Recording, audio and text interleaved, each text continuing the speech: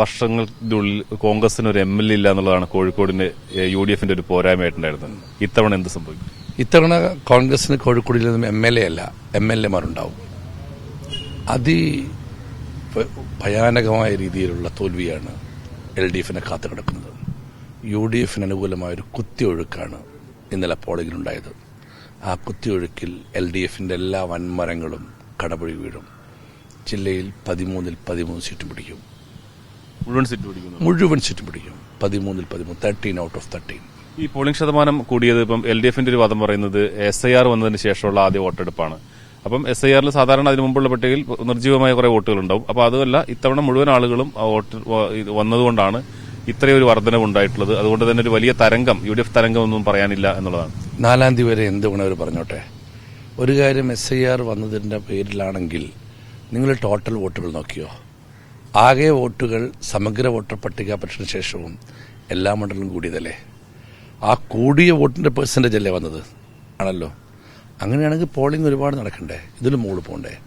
ഇത്തവണ പോളിംഗ് ശതമാനം വർദ്ധിക്കാനുള്ള കാരണം ഈ ഭരണത്തിനെതിരെയുള്ള ജനവികാരത്തിന്റെ അതിശക്തമായ പ്രതിഫലനമായിരുന്നു. ഇപ്പം ഗൾഫ് നാടുകളിൽ ബുദ്ധിമുട്ടിയ ആളിരിക്കുക. ഇപ്പോൾ കൊയിലാണ്ടിയിലും പേരാമ്പ്രയിലും നാദാപുരത്തൊക്കെ 1.5 ലക്ഷം രൂപ വരെ ടിക്കറ്റ് മുടക്കി ആൾ വോട്ട് ചെയ്യാൻ വന്നിട്ടുണ്ട്. അതൊരു നിസ്സാര കാര്യമല്ല. പിന്നെ നിങ്ങൾ ശ്രദ്ധിച്ചു നോക്കൂ, സ്ത്രീകൾ, ഇവരുടെയൊക്കെ ഒരു വലിയ നിരയല്ലേ വന്ന് വോട്ട് ചെയ്തത്.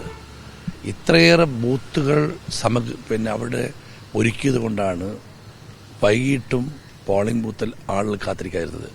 കാരണം നേരത്തെ ഉണ്ടായിരുന്ന ബൂത്തുകളുടെ വോട്ടർമാരുടെ എണ്ണം കുറച്ചു, പോളിംഗ് സ്റ്റേഷന്റെ എണ്ണം വർദ്ധിപ്പിച്ചതുകൊണ്ടാണ് പോളിംഗ് 6 മണിക്ക് അവസാനിച്ചത്.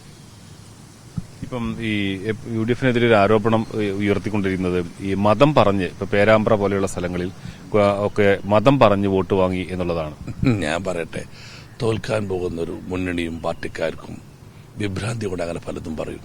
അതൊക്കെ പൊറ്റിച്ചുള്ളുന്നു. ആരാ മതം പറഞ്ഞ് വോട്ട് പിടിക്കല്? ആരാ മതത്തിന്റെ ആളുകള്? ആരൊക്കെ ഏട്ടൻ ഇക്ക എന്നൊക്കെ പറഞ്ഞ് ആരാ പിടിക്കാൻ നോക്കിയത്? അതൊന്നും വില പോകില്ല. പിന്നെ കോൺഗ്രസിന്റെ കാര്യത്തിൽ, മതത്തിന്റെ കാര്യത്തിൽ പറഞ്ഞാൽ കോൺഗ്രസ് ഒന്നും UDF ഒന്നും മതനിരപേക്ഷ മുന്നണിയുടെ ആൾക്കാരല്ലേ? നിങ്ങൾക്ക് ഒരു സംശയവും വേണ്ട. LDF-ന്റെ എല്ലാ വാദങ്ങളും പൊളിയുന്നു മാത്രമല്ല, ചരിത്രത്തിലെ ദയനീയമായ പരാജയമാണ് കോഴിക്കോടിൽ LDF കാത്തു കിടക്കുന്നത്. ഈ പ്രചരണ രംഗത്ത് ഇപ്പം ഈ മൈക്രോ അനൗൺസ്മെന്റ് വിവാദമൊക്കെ വന്നു. LDF അത്രയൊരു പ്രചരണം നടത്തി. LDF-ന്റെ ഭാഗത്ത് നിന്ന് ശരിയായ രീതിയിലുള്ള ഒരു പ്രചരണമല്ല നടന്നതെന്നൊരു പരാതിയുണ്ട്.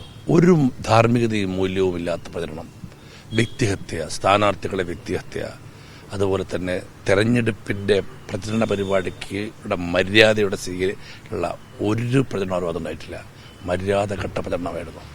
എല്ലാം മര്യാദ ലംഘനം കാണിച്ചത്.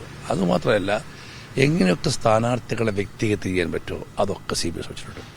അതിനൊക്കെ ജനം ചുട്ടമറുപടി കൊടുക്കുകയും ചെയ്യും. മുഴുവൻ സീറ്റിലും UDF-ന്റെ വിജയമാണോ? ഞാൻ പറഞ്ഞല്ലോ, ഞാൻ local body election DC president ഞാൻ പറയുന്നുണ്ട് 13 ഔട്ട് ഓഫ് 13. ഞാൻ ഇപ്പൊ 13 ഔട്ട് ഓഫ് 13 അല്ല, ഓരോ സീറ്റിലും ഭൂരിപക്ഷം കൂടും. എന്തായാലും ഒരു സംശയവും വേണ്ട. ഈ ജില്ലയിൽ മെയ് 4-ന് റിസൾട്ട് വരുമ്പോൾ LDF-ന്റെ MLA എണ്ണം വലിയ പൂജ്യമായിരിക്കും. അതായത് കോഴിക്കോട് ജില്ല LDF അങ്ങ് മറന്നേക്കണം. മറന്നേക്കട്ടെ, മറന്നു കഴിഞ്ഞു. ജനം ആ രീതിയിലാക്കി കഴിഞ്ഞു, വിട്ടേ കഴിഞ്ഞല്ലോ. 13 ഔട്ട് ഓഫ് 13. BJP ഏതെങ്കിലും തരത്തിൽ വലിയ തോതിൽ വോട്ട് വർദ്ധിച്ചു? ഇപ്പൊ കോഴിക്കോട് സൗത്ത്, നോർത്ത് ഒക്കെ വലിയ പ്രചരണം നടക്കുന്നുണ്ട്. BJP ഒരു ഘടകയായിരുന്നില്ല കോഴിക്കോട്ട്, ഒരു ഘടകയായിരുന്നില്ല. BJPയുടെ താല്പര്യം, BJP കുറെ CPM വോട്ട് ചെയ്തിട്ടുണ്ട്, CPM അങ്ങോട്ടും ഇങ്ങോട്ടൊക്കെ ചെയ്തിട്ടുണ്ട്. അതൊന്നും ഞങ്ങൾ മൈൻഡ് ചെയ്യാൻ പോയിട്ടില്ല. BJP ഒന്നും കോഴിക്കോട് ഘടകമല്ല. BJPയുടെ ഏറ്റവും മോശം പെർഫോമൻസ് ആക്കി SDPI പോലെയുള്ള പുറകെ പോയിട്ടില്ലല്ലോ. BJPയുടെ വാട്ടർലൂവും CPM-ന്റെ ദയനീയ പരാജയവുമാണ് ഈ ജില്ലയിൽ വരാൻ പോകുന്ന തെരഞ്ഞെടുപ്പ് ഫലം.